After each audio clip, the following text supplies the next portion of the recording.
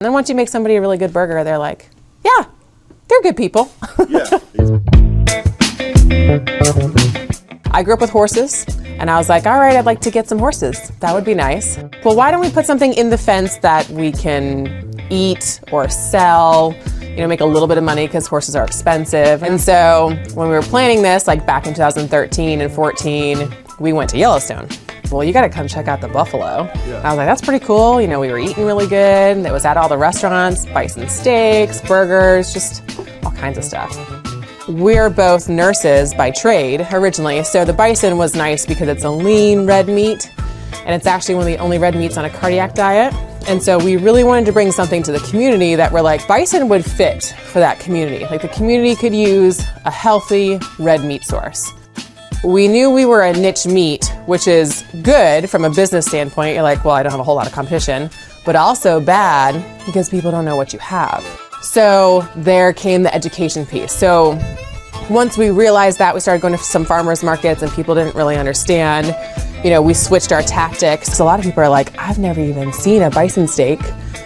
Let me look at this. And I was like, it looks like beef, it's just as lean. And so they're like, oh yeah, I can cook that, no problem. But they had to see it to believe it.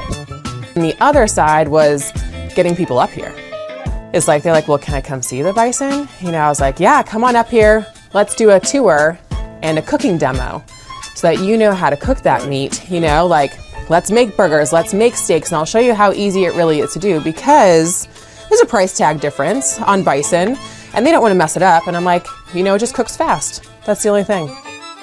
What I like about what we do is the education piece. So I want to have a conversation with you. You know what I mean? I don't want you to be able to just click an order online and have it shipped to you. I want you to see my animals, see what, they do on a daily basis and what it could potentially take to put one of those animals down, and then buy my steaks.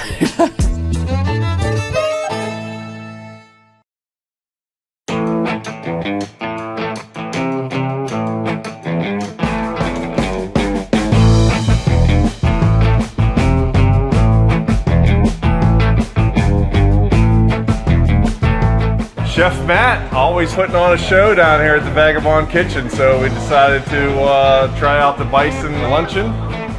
Actually, I went to Bethany, so I was a Bethany Bison, so it kind of interested me. And we've done dinners before as a group, gone out and had something like this. This is special, this is different. Yeah, one of our guys ditched a wedding to be here because it was his birthday and saw the menu, so good deal. Really interesting when you think bison, you don't think West Virginia, but they're here.